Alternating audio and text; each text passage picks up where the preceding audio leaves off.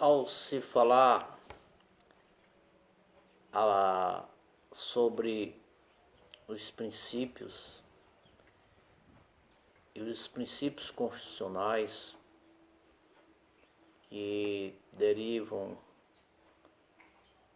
da noção ética, nós chegamos a um princípio chamado princípio da legalidade.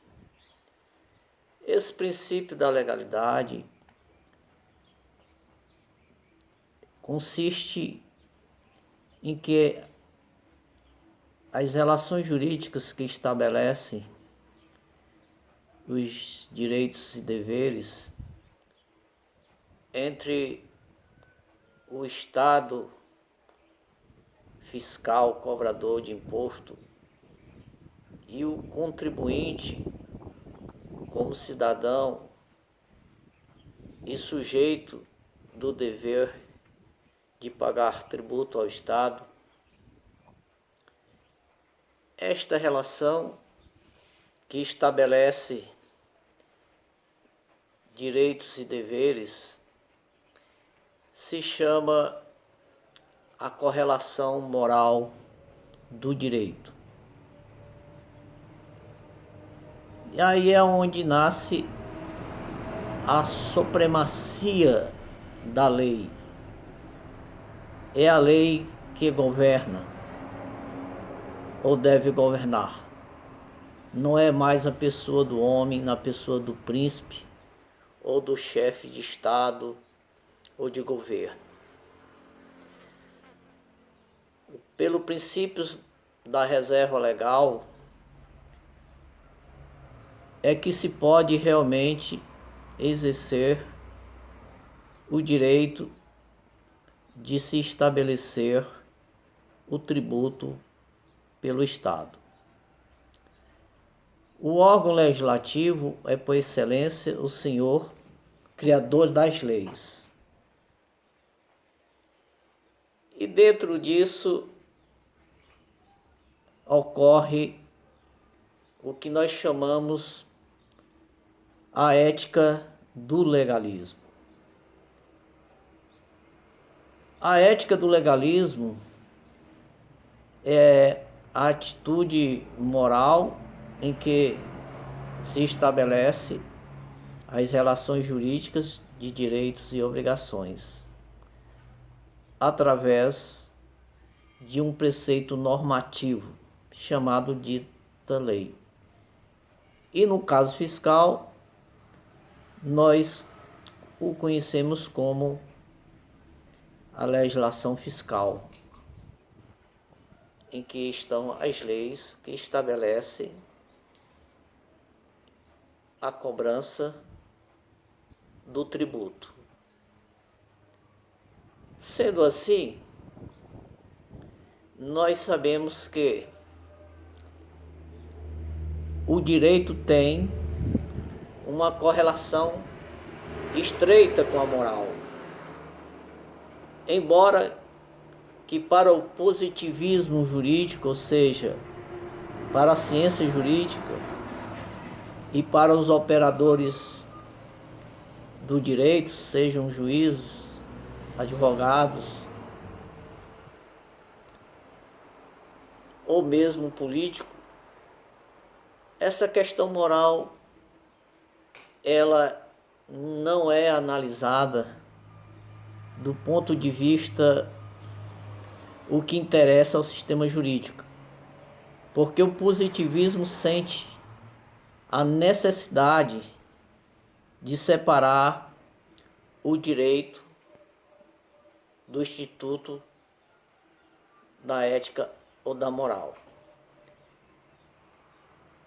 Ética e moral são a mesma coisa? Bem, mores vem do termo latim que significa costume. E por sua vez, ética vem do termo grego, que pode significar ethos, o caráter de alguém, e ethos, local aonde se desenvolve a ética ou surge a moral. Para o sistema jurídico positivista, ou seja, o que estabelece as leis,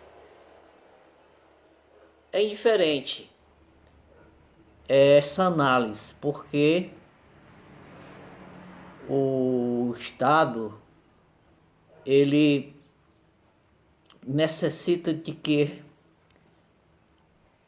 a legalidade não seja questionado diante do Instituto da Moral, que por sua vez advém dos costumes de uma sociedade em uma data, em uma determinada cultura. A nossa cultura é uma cultura positivista, em que só as leis podem obrigar alguém a fazer ou deixar de fazer algo. Trazendo isso para o direito tributário, nós chegamos ao princípio da reserva legal, em que só a lei pode criar e estabelecer o tributo, o imposto, a taxa e a contribuição de melhoria e outros impostos afins. Sendo assim, o Estado, como eu já havia falado, é também senhor de dever. Depois que ele cria, na sua competência, o imposto, o tributo, ele passa a ser também um sujeito de dever. Ele deve pautar as suas atividades em relação à cobrança de impostos de acordo com o que estabeleceu o poder legislativo, que é o senhor por excelência da criação das leis. É claro, com a sanção do poder do chefe do poder executivo. Lembrando que o nosso Estado é um Estado federativo, em que tem assim as suas competências, não é? Divididas em 3 esferas. A União, não é? Que é o próprio país, os Estados membros e o Distrito Federal e os municípios. Cada pessoa dessa, são pessoas jurídicas, ela tem a sua competência estabelecida pela Constituição Federal, que por sua vez lá possui os princípios constitucionais. E esses princípios constitucionais estão resumidos dentro de 2 noções. A noção do direito civil e a noção das liberdades civis. Nas liberdades civis é que se encontra o amparo e a instrumentalidade de que o Estado tem que garantir ao cidadão assim os seus direitos levados aos bens soberanos, como o direito da propriedade, do pensamento, direito à vida e outros mais. Para a situação do tributo, nós estamos nos referindo diretamente, estritamente ao direito de propriedade, porque o Estado se assenhora parte da riqueza dos seus súditos para fazer a ocorrência das despesas públicas. Mas isso tem que ser dentro de um padrão estabelecido pelo o princípio da legalidade ou da supremacia da lei, que, voltando aos nossos conhecimentos anteriores, devem estar presos aos princípios constitucionais ou os princípios espirituais soberanos que a sociedade delegou ao Estado para garantir e administrar. Sendo assim, o Estado, como uma ficção jurídica de uma pessoa jurídica de direito público interno, porque aqui entre nós, no nosso país, ele também é senhor de deveres. E, portanto, eu o considero e o denomino de cidadão em ponto grande. Quando ele vai se manifestar para gerir a sociedade, os recursos da nação, ele também é senhor de deveres e obrigações. Ele deve estar preso ao princípio da legalidade. E aí é onde está assegurado nesse princípio, lá nos direitos e liberdades civis do artigo 5º da Constituição Federal.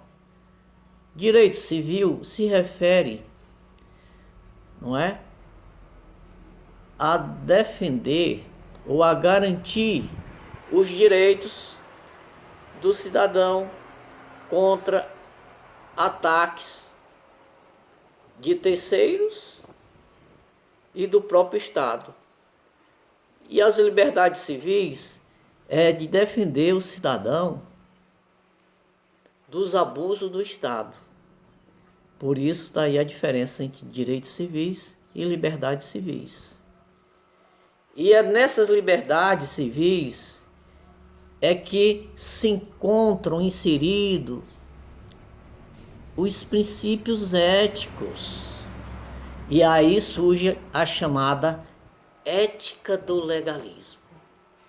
É isso que os princípios morais e éticos estão inseridos na positividade, nas leis, no caso, na nossa Constituição Federal, que por sua vez também as leis devem estar presas aos princípios constitucionais.